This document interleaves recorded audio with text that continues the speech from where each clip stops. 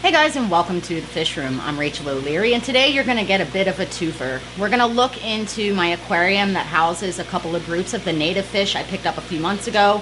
If you're new here, I have a 150-gallon Hillstream Aquarium that is stocked largely with Hillstream fish as well as some U.S. natives, and I picked up a couple of groups of various shiners to add to this aquarium as I've been stocking it for over 5 years now.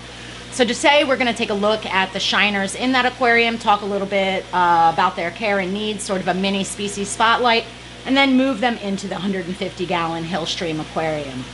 Now this week I also hope to get out to the tubs with my underwater camera and shoot some footage for you guys, so make sure you're subscribed with that notification bell on so you don't miss that video as well as all the other things going on around the fish room.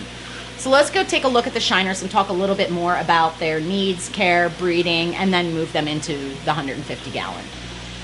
Now, I've been quarantining these fish for 3 months at this point. Generally, before moving fish into the Hillstream Aquarium, I quarantine for a minimum of 3 to 6 months of health, and that's because a lot of the fish in that aquarium are pretty rare and difficult to source, as well as quite sensitive. This is a 75-gallon quarantine tank. It has 2 species of fish in it right now. The rainbow shiner, which are the red guys, as well as my flagfin shiners, which are Pteranotropsis signapinus. Both of these species will be moving into the 150-gallon. I had originally, a few months ago when I got these in, thought about setting up a second Hillstream aquarium, which I may still do, but not with these fish. I think that they're really going to flesh out this stocking in the 150 nicely, as a vast majority of the activity in that aquarium is in that lower third. So these guys will add a bunch of activity in that top to mid water. Now, today we're going to specifically talk about the more silver-bodied fish.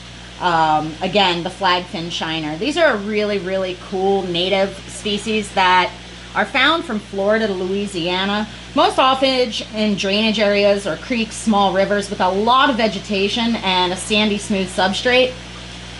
The one thing that's kind of challenging about a lot of native fish is in the wild they only live 1 to 2 years, but I found in the aquarium they can live for quite a bit longer. And one of the reasons I did a 3-month quarantine on these guys instead of 6 months is because that lifespan is a bit shorter.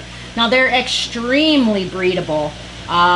Generally in the wild they're found in a range of temperatures from 65 to 76 degrees or 18 to 24 degrees Celsius with pretty soft water, generally with a pH around 6 to 7. And in the wild, as the seasons shift, the temperature will increase and there will be a lot more live food available, and that's when they spawn. And that generally happens from April through August. Now, the flagfins in here are at sexual maturity, and you can see that the males have quite a lot of that yellow fin color, as well as like a reddening base and black margins to some of their dorsal and anal rays, which are really very stunning. And when these guys go into breeding dress, all of those fins fire up even more. It looks like I have a pretty decent ratio of male to female, so it's possible that without intervention I'll see fry start to show up either in this aquarium while they're here or after I remove them, or in the Hillstream Aquarium as well. It takes their eggs about 3 days to hatch, and the fry are really easy to raise. Now, when I read the breeding reports on NANFA.org, it did say in some cases that they were pretty prone to eating their eggs. So it's entirely likely that we won't get any yield in the Hillstream, but we'll see what happens. I may end up pulling out a pair or two to raise these guys because I think they're really, really, really beautiful.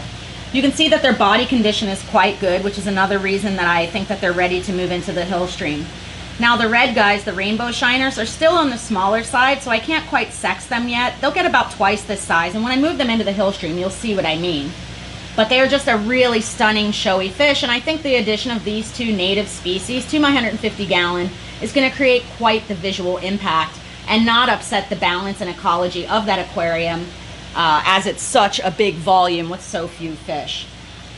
I really wish that the U.S. native fish got more attention, because I think these guys are a great example of really appropriate fish for the home aquaria, in that they can take those temperatures that are up almost into tropical range. They're quite beautiful, obviously super easy to feed, and just really outgoing. They also do really well in high light, so if you're doing a more aquascaped aquarium or a more typical aquascaped aquarium, I think that these guys would hold up quite well to the bright lights as well as the CO2. and really maybe a very good choice for more of the aquascape style aquariums. They're very easy to feed. It would mean you would not need a heater at all, which minimizes the equipment in the aquarium. And they're extremely peaceful. You can see that their mouths are pretty small, so they're not a big risk to other fish. Let's go ahead and try and catch them and move them into the 150. Now I'm going to attempt to just net them out. These guys are pretty fearless, but we'll see how it goes.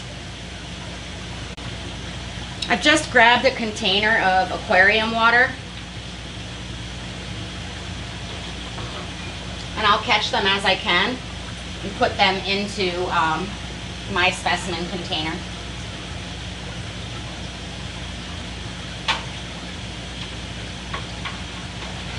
Again, as you can see, they're pretty outgoing, so it's not at all hard to catch them.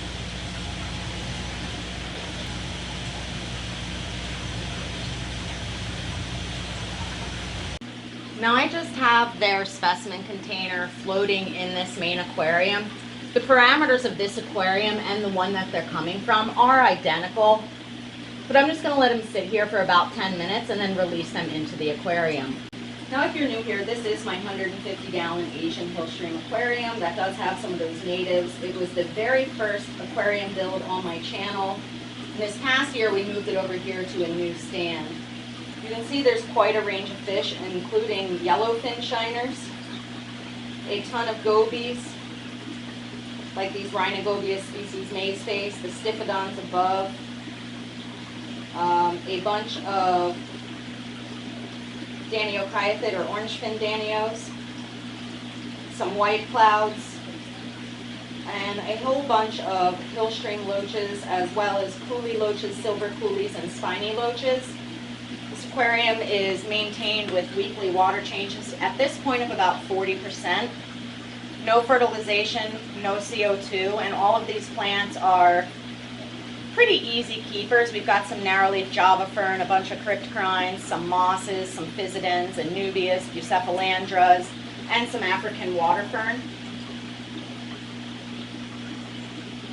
And it really is probably my favorite aquarium in the fish room. There's a bamboo shrimp.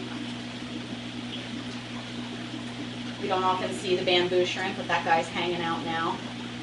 There's 3 of these in here. But it's a really successful aquarium. You can tell by looking at the flow here, which is drilled out FX5 going to a corner mat and filter system, which is here. And I did the entire build on this on my channel. So if you're interested in how that works, you can look at the playlist on my home screen. And then I had also collected some ferns when I was down in Florida and placed them in the top of the mat and filter. And this just, you know, more nutrient uptake. So we're going to go ahead and drop these guys in the aquarium. There's about 9 of each. You can really see under these lights how beautiful these natives are. And this is not even breeding dress. Of course, those are the rainbow shiners. And as they get bigger, they get like a purple-blue line as well. And then the flagfins. Really, really, really pretty fish. Now I got these at Saks Aquaculture, not sponsored in any way. I did pay full price. I've ordered from them many times over the years, and I can put a link to that in the description box for you guys, should you be interested in working with some natives. Now I would caution you, there are a lot of laws about wild collection. So I'm not encouraging you to necessarily go out and collect these, but you can support some of the Florida farmers that are breeding these and growing them out, and be able to get them in that way if you're in the United States. Come on, guy. And as you can see, there's very little stress. All the various shiner types are hanging out together, which I think is super awesome. And I'm excited to see how this aquarium goes. I find that these U.S. natives do amazingly well with my Hillstream fishes. I wouldn't necessarily combine them with tropicals, but with these various fish in this aquarium that have this specialized needs and like the flow and the cooler water, it's a really, really nice pairing and a great way to add a little bit of size and some activity to your aquarium of otherwise really tiny fish. as these shiners will get. The female's about 2 inches, or 2 to 3 inches really, depending. And they're just super, super stunning. And I just think it's really fascinating to watch how their colors change as they go through various levels of maturity as well as breeding dress. You can see one of my yellowfin shiners there. The pectoral fins are all fired up white, and that's because they're in breeding dress. And the new yellowfins will do cool stuff like that too.